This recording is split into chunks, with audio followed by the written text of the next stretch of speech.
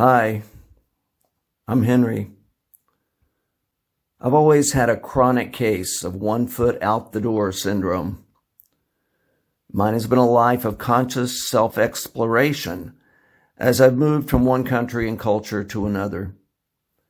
After too many moves to count, I've recently landed back in the place where my life and explorations began, rural North Carolina. Perhaps it's time for me to use the lessons I've learned from decades of wandering and apply them to the context of the rural USA in 2021. Here's my question. What are the factors, both past and present, that have led this culture, my culture, to develop into what it is today? Hi.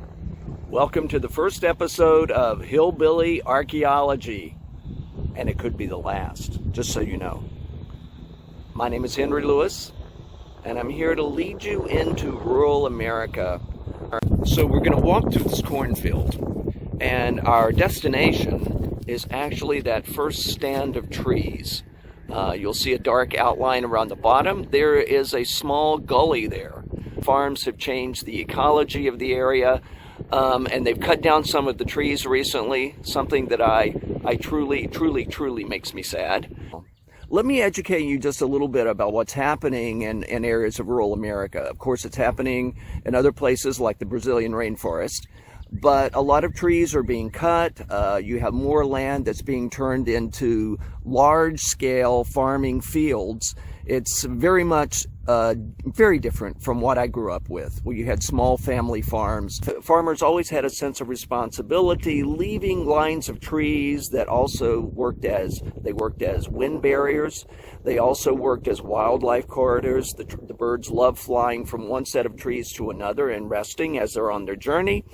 And what's happened now with large-scale farming, farmers come in and they take all the trees out. They want their big equipment to be able to come through the fields as quickly as possible, harvest one field, go on to their next farm. And there's absolutely, seems to be, no regard for the landscape, for the people that still live in these rural areas, and for the wildlife, which is, and for the planet. What can I say? You start cutting down trees randomly, then it's not a good thing for any of us. So we're now getting closer to this is the actual spot where I believe a lot of things were buried at one time. From my memory and knowing where the tree line was at that time, of course the trees have been cut and pushed into the gully. At one time there was a house here. There was a house on top of that ridge. Of course the farmer has now, bought that land and he tore the house down to make it, just one smooth field. But this is where I remember things being dumped, and by multiple families in the neighborhood. So I think this is going to be the best spot to look.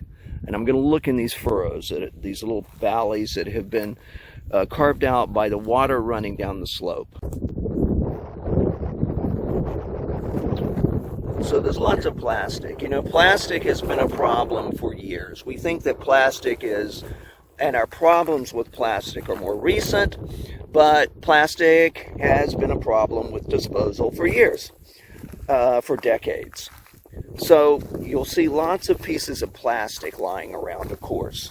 And I've found lots of shards of pottery. Sometimes it's interesting, and sometimes not so interesting.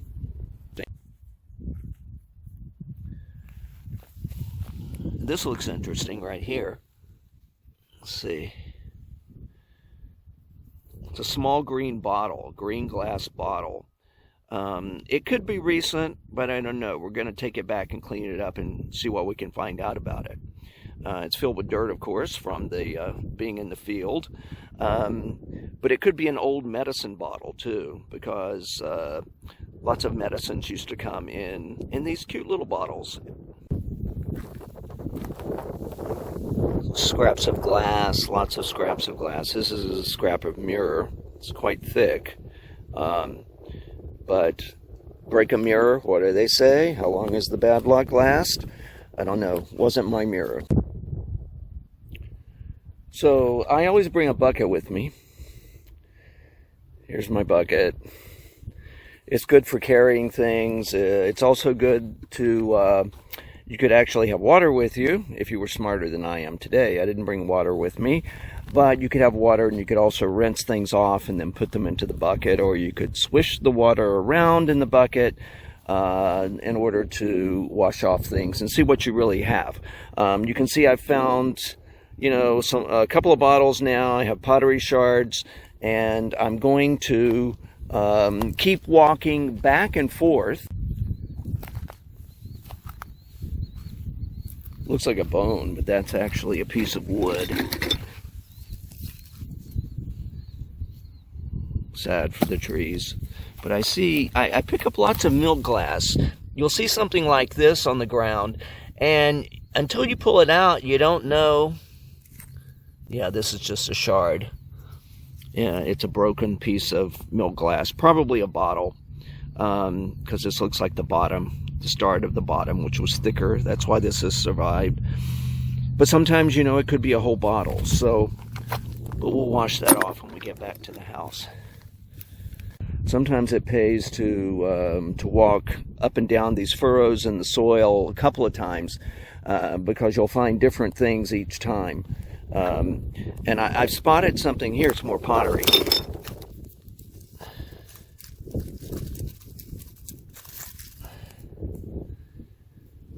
This is like a piece of glazed pottery with, you know, it looks like it was a floral design on the outside. But I think there's something else here too, and there's a rock.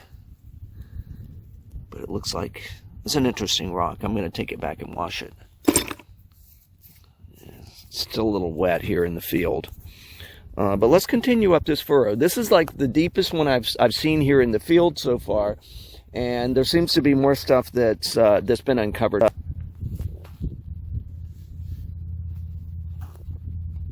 Rubbish on rubbish, as you can see.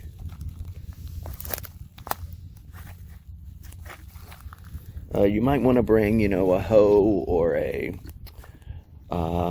shovel, a small shovel with you when you're doing something like this.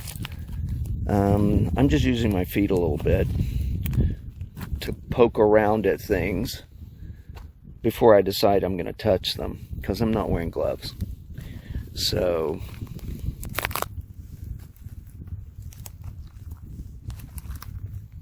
there's lots of beautiful stone you'll find in the fields. This one looks like it's a mix, but it has quite a bit of quartz in it, and it's been cut by probably the machinery that was here. Has cut the rock in half, so it makes it shiny. It's exposed the unweathered part of the minerals to the sunlight. And there's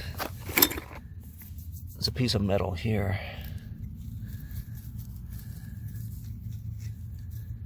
That's an animal. It's made out of metal. Could be a child's toy, but let's, I'm gonna definitely take that back.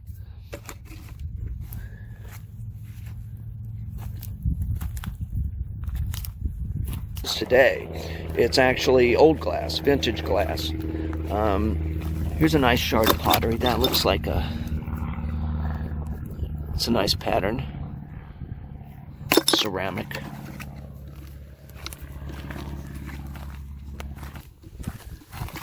More pottery down in this area.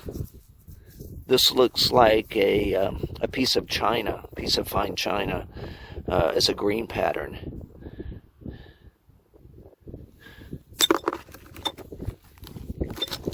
You're probably not going to find anything that would be a whole piece of china or something that would be interesting and you might even be able to sell online.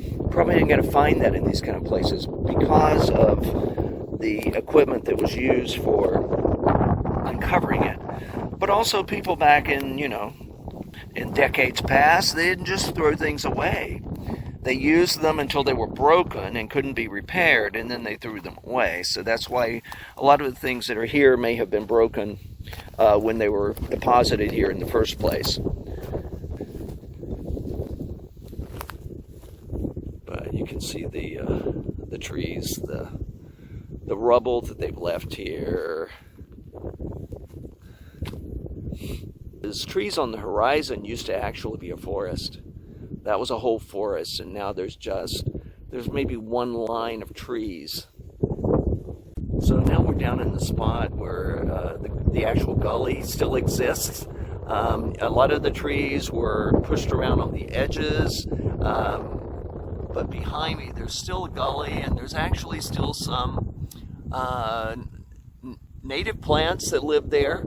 Probably wildlife, especially snakes. Lots of snakes in this area during the warm weather. But at least there's some nature that was preserved. But that's only there because it would take too much dirt, meaning all the topsoil from the fields, in order to fill that in. Otherwise, the trees behind me that are left in this gully would not still be here. Very sad, of course. This is one of the big trees that was cut around the edge of the gully. There really was no reason for cutting this tree except to sell the wood, because it's on the edge of the gully, and no one is going to be able to till the soil here, because I had to climb up onto this rubble. I'm about 8 feet above the actual field, so there was no reason to cut this tree except to make a bit more money for an already very rich farmer. So we have, a small collection of stuff here. We filled up more than the bottom of the bucket for now. So let's take this back to the house and let's wash it off. So I'm going to run some water into our bucket here so that we can wash off what we found.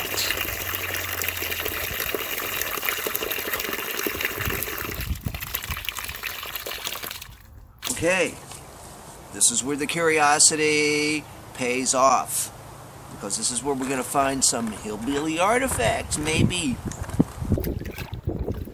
Just swishing things around in the water to get them clean enough to see what we have. Old jar. You can see the wind. I mean, the wind, yeah, it's March, but the wind blows constantly here now because of the cutting down of the trees around the fields. There's no more windbreak. That was our bottle of, we don't know, but it's a green bottle that's quite old. So maybe it was a medicine. We don't know. The salt shaker head. Yeah, I know this is really exciting stuff, huh? But you never know. You never know what you're going to find in a hillbilly landfill. That's an old bottle as well. Rusted top, of course. And lots of shards of pottery I can feel down here. And this is like a green pattern. And one of my sisters collects glassware, and I know she's going to be able to tell me what pattern that is. It's probably called willow something, just seeing the green. Lots of milk glass. This is actually a bottle that had a gold design on it. More shards of pottery. And this is the stone we found, the carving. It's quite interesting. I mean, this was carved. It was carved by someone. Maybe it was carved by one of the neighbors. Maybe it was someone. I didn't carve it. That's all I know. But someone around here carved that. So that's quite interesting. It's not every day that you're going to find pieces of art. And this is it's a cow, and it's metal. It's made out of metal. I've seen things like this in, antique stores before. But I don't know if it was used as a toy, or if one of the farmers, maybe someone gave it to him as a gift, but it seems to be, just from what I've seen before, this seems to be quite old, and it was painted. It appears to have been painted brown at one time, and the paint has worn off, showing the metal. It's probably just pot metal. A lot of these things were not made out of, certainly it's not a precious metal. And I think all we have left is just more shards of pottery down here. Things that, there was the blue piece.